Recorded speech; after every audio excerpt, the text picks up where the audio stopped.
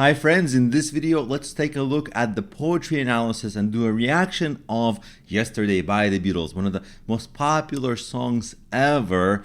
Why is this song so amazing? Why is it such a tearjerker? We're going to look at the lyrics, we're going to look at the melody, we're going to look at the musical arrangement, and we're going to look at the psychology of, well, in the songwriting too, like what makes this so amazing. And we're also going to look at it in light of other iconic songs we analyzed on this channel, like Bob Dylan's Knocking on Heaven's Door, Neil Young's Heart of Gold, the Moon River, Fleetwood Mac's Landslide.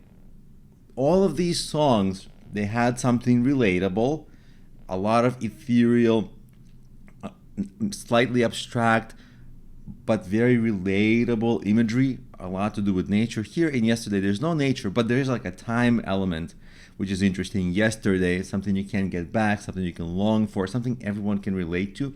So let's first look at the lyrics. The lyrics, all of the song, is subtle. What's confusing about the song is its subtlety. It hits like a freight train that looks like a toy truck.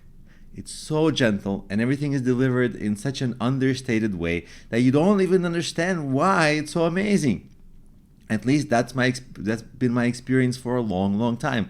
And of course, there's also the common interpretation when everybody hears it for the first time, and then there's the interpretation that the author, Paul McCartney, had when he was writing. And in his later interviews, he said, it's about his mother dying.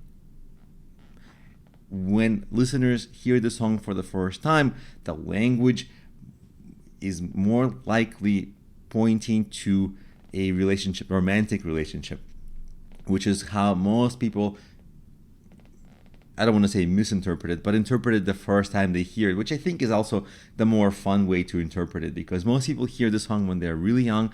I think I heard the song when I was 12 or 13 or something like that. I didn't have a yesterday relationship that I lost, but in some way, I was right there. I was like, oh man, yeah. And I don't remember what I was doing. I don't remember who I was with, but I remember this song just hitting me so hard. Now let's look at the lyrics and let's try to understand what's happening. The first thing that's happening is that unlike in most writing where you're supposed to not repeat words, here you are repeating a lot of words. Yesterday is repeated a million times, but it works. The way it's done it works. So it's like, yesterday all my troubles seem so far away, now it looks like as though they're here to stay. Oh, I believe in yesterday. And in this channel, the example I always give is, the painting The Starry Night. When you have never seen that painting, you've seen a million starry nights in your life, the real ones. You've never seen one the way Van Gogh drew it, painted it. But once you saw the way he painted it, you're like, oh yeah, of course. Now it's part of your imagery that you have stored in your brain. And the same with language. Sometimes we don't use some language, but when we hear it in a song or a poem, we don't realize it, but then it becomes part of our language. So look, all my troubles seem so far away. We don't really talk like that. But it's so easy for that phrase to become part of our internal lexicon. Of course, we understand it. It's very relatable. And now it looks like as though they're here to stay. Again, this is the starry night of writing. We felt this way many times. We've never put those words on it. But now that we've seen it, we're like, of course, yeah, this is the starry night. This is how we can think of past relationships, perhaps. And then after the first set of text here, we have the strings come in. When I say strings, there's two kind of things in the arrangement of the song. The song starts with a very basic acoustic guitar, and then on suddenly there is a four instrument, a string quartet. So a violin, a viola, a bass, and another one that I forget at the moment, which is unfortunate, but string quartet. The reason for the quartet is that the violin goes higher, the bass goes lower, the viola is somewhere in the middle, and they play off each other. And in different moments of the song, this string quartet is almost like backup singers reinforcing the lyrics, which makes it extra tear-jerking. And there's also the performance, the vocal performance. It's a very tear-jerking vocal performance because it's holding out the yesterday seems so far away. If you were in real pain, you would say things in that way. So the acting here, the vocal acting, makes you understand, oh, I've heard these words said in those ways. They represent pain. You start to feel compassion. The compassion starts happening. You start to relate. Like you felt those, you've been there. Even though when I heard this song for the first time, I haven't been in that kind of a pain, but I've been in that kind of an emotion. The emotional content is very rich in the vocal performance, but also in the musical arrangement. That's really what I'm trying to explain, is where the tear-jerking is coming from. But also there's a lot repeating, because usually there are more, in songs, there are more original lyrics. Because if you look at this first 4 lines, the yesterday and I believe in yesterday, they repeat. So the original lyrics are only 2 lines. All my trouble seems so far away, now it looks as though it's here to stay. And when we go to other verses like that, yesterday, you see, yesterday here repeats, I believe in yesterday repeats, and the only 2 original lines are, love was such an easy game to play, now I need a place to hide away. So there are fewer original lyrics than in most songs, but it's really interesting. I want to point your attention to perhaps what I'm going to say is the most interesting line of the song that's super understated, but it's I believe in yesterday. Because obviously it's a song about loss. You can't get back yesterday. Whether it's about a family member who passed away or a love, you can't get it back, okay? But to phrase it this way, not I miss yesterday, not I want yesterday back, or I feel sad about yesterday, but I believe in yesterday. This is a very strong statement. It's a statement. It's if you were listening from the perspective of romance, it's a hopeless romantic, as hopeless romantic that it can never ever be. I lost my love, but oh boy, do I still believe it. I still live it.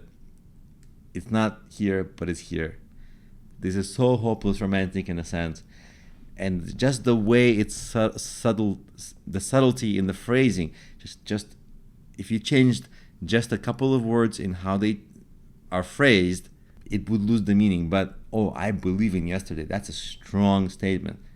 The song doesn't have strongly stated lines because it's a gentle song, and that's why it's easy to miss. But I believe in yesterday, that's taking a stance in some sense.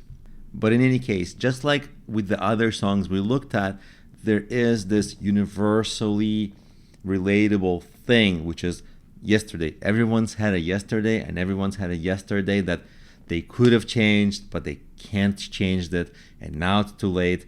And most yesterdays are forgettable, but some yesterdays are like, oh my God, the human error that occurred, like in this song, I said something wrong, now I long, like it's my fault and I can't change it. That you can't go through life without having this be relatable to you if you're honest with yourself. There's some things we just our own worst enemy, we mess up, and then we just believe in yesterday. We still believe in yesterday, but we can't get it back. And that moment of this song is a slice of life that's so relatable. It doesn't have the nature imagery, but again, the time imagery and the slice of life, the relatable, it really, everyone can find that in their life, I think. And I think that's what makes the song so special. So we probably should end here because the song is relatively short and I don't want to babble on. But I do want to say that because this is a hopeless romantic kind of a song, I also translated a super hopeless romantic kind of a song from a different language, and I'd love for you to take a listen to it. I'm not the original author, but I had to translate it and change some of the things, so I kind of put some original things in there, but I'll link up to it in the comments and the description of the video, etc. Or sometimes the little thing appears, or it's here. I don't know where it is, but you'll see it, and you can click there and take a listen to that, because that it won't be the Beatles, but it will be something else, and it will also be in this unapologetic, hopeless romantic style where you take a stance for something that maybe you're wrong, maybe it's not worth dreaming and thinking about, but you're taking your stance and you're still living in it. So take a listen to that song. If you love Yesterday, you might love that other song. They're similar in nature. And of course, on this channel, we've looked at some of the most iconic songs ever, and we've done poetry analysis, a really deep dive, and we've done reactions.